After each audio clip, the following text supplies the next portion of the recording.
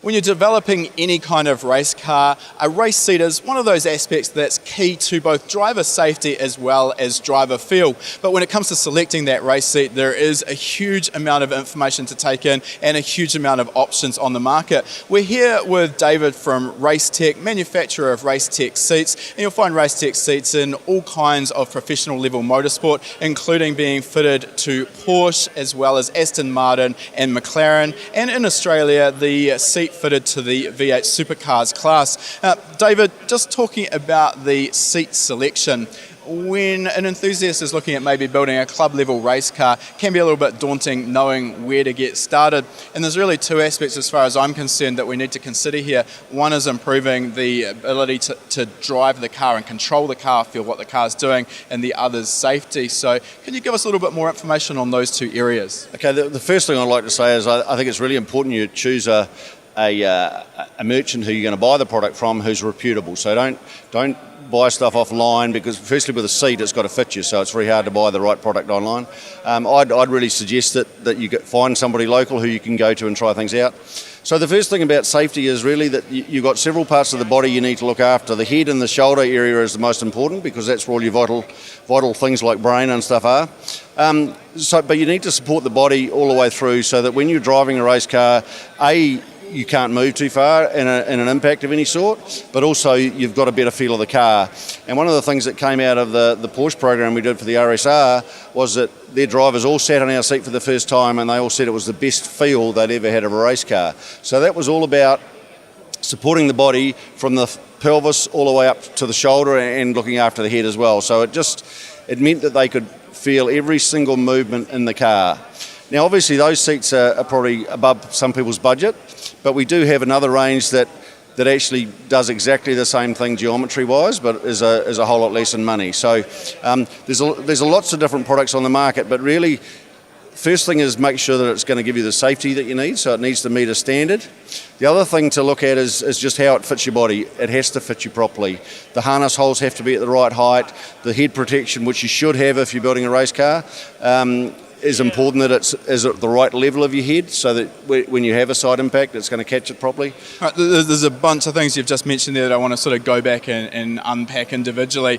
And I think I want to start with just this driver feel, because I think that's so often overlooked. People think that a race seat is there for safety, and of course, as we mentioned, yes, it is there for safety, but particularly for drivers who may be starting out motorsport, driving their daily driven road car with a conventional road car seat and maybe a diagonal and lap belt.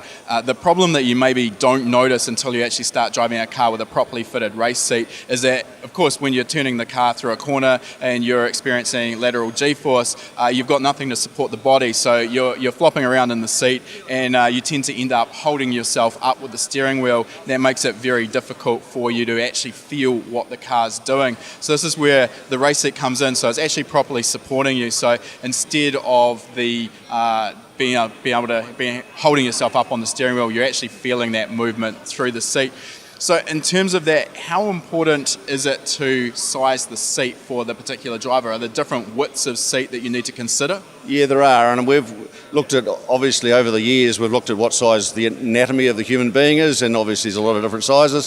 So we've come up with a sort of formula that works on 4 sizes of seat for most of our ranges of seats. So we have a standard, and then we have a wide for shorter people who have got big butts, and then we do a tall for a lot of like Scandinavians are very tall people, as are Dutch, and then we have the wide tall, which probably fits a lot of Americans. So and that formula seems to work. The only issue that with some of the bigger seats, obviously, is some of the cars that people are trying to put them into, they don't fit. So we've got things like sports cars, Corvettes, etc.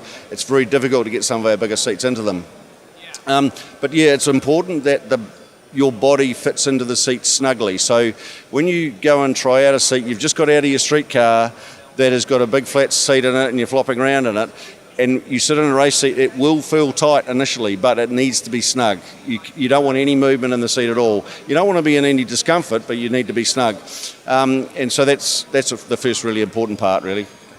Now, along with that as well, the seat's only going to be as effective as the mounting. So we need to have that seat mounted properly, and that can be at odds with being able to also adjust the seat forward and backwards, particularly if you've got different drivers sitting in the car. So what are your options there, and how do you recommend mounting a race seat? So, I mean, obviously there are some people who want to have the adjustability. There are some cars you need the adjustability to be able to get out of the car, because obviously with head restraint seats sometimes it closes up that opening quite a bit.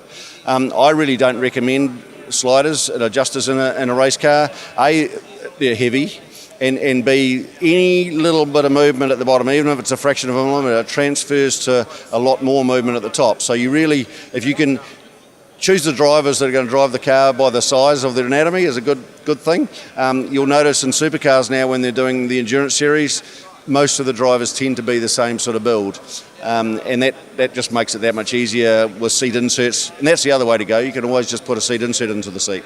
The other thing we sort of see as well is the use of adjustable pedal boxes, where the pedal box can actually be slid forwards and backwards and the seat remains fixed. And the next aspect with that, which I wanted to get into, is I'm just going to make it really hard to move the seat, is you've also moved into the rear mounted seats, as opposed to conventionally they're just bolted to frames on the base of the seat. Rear mounted seats, can you tell us where the advantages with that is? So firstly, safety. So most of the mass in a human body is the chest upwards.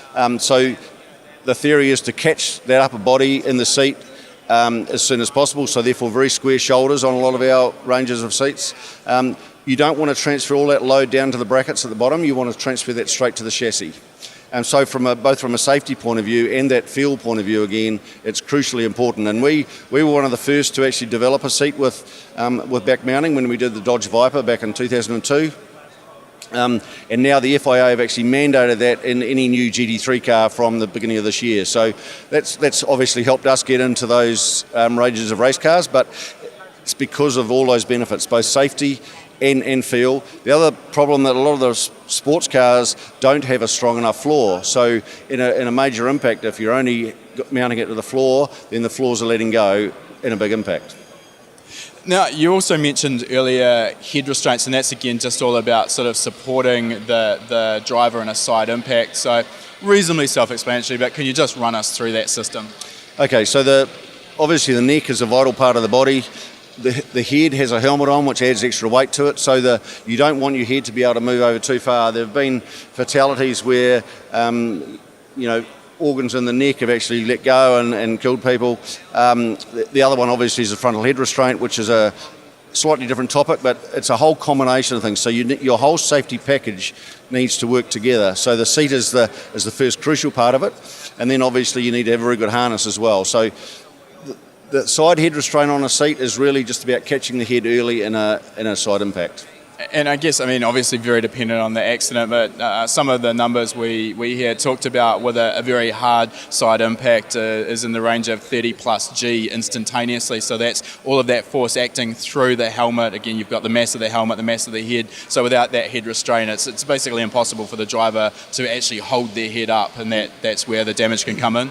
Absolutely no chance of holding your head up in an impact. So the testing we did with Chrysler back in 2002 we've got some great footage of it from high-speed cameras, and what it showed was that you actually, in an impact, the driver's head will go out, potentially hit the roll cage, and come back in and be at rest within 0.2 of a second. So there's, and the G-forces you mentioned there, we've actually, in motorsport and especially in NASCAR, they've been measuring G-force in crashes well over 100 G. In fact, up into the 200 in the head. So it's massive, and people, if they have the right safety equipment, can walk away.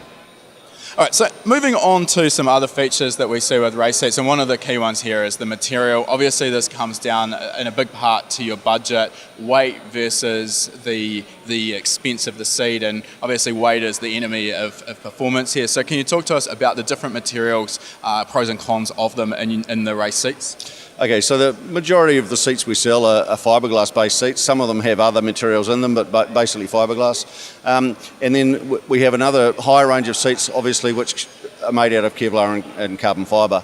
So the rule of thumb is double the price for carbon and half the weight. So if you're really chasing weight in a race car, it's actually quite economical weight to get out of the car, especially at serious levels of motorsport. They both meet the same standard. So for every range of our seats, we have a fiberglass and a carbon version, and all of them meet the same FIA standard, no matter which material it is. So some people say, is carbon stiffer? No, it's not stiffer. It's just we have to make the fiberglass thicker to get the same strength. So essentially, you're just manipulating the amount of material you're using in order to get the same strength out of the product, and that's where the weight saving comes in with the carbon. Yeah, absolutely. So, hey, look, as I say, probably 80% of the seats we sell to the general market are fiberglass. And the other aspect that we see on some of your seats is vents in the rear. So talk us through that system. That was something that came out of actually from suit manufacturers, talking to them and talking to different people who'd been around serious motorsport and endurance racing for a long time.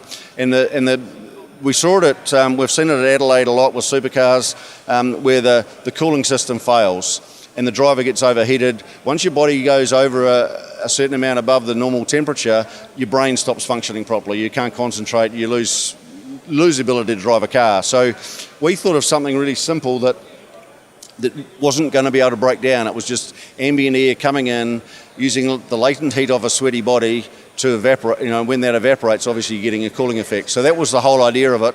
And again, a lot of the manufacturers that we're supplying seats to for their serious race teams, especially things like 24 Hours of Le Mans, they love it, and they actually pump an air conditioner through it, so it actually cools the driver. They get out of the car, they don't even look as though they've had a sweat.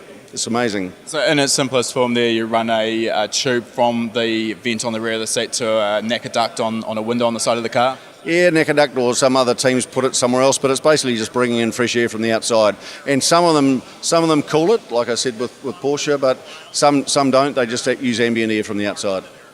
David, it's been great to get some insight into the different range of seats that are available. Hopefully that's answered some questions for some of our viewers watching and allowing them to make a more informed decision about where to go when building a race car. If people do want to find out more about the Racetech brand in particular, where can they go? Racetechseats.com.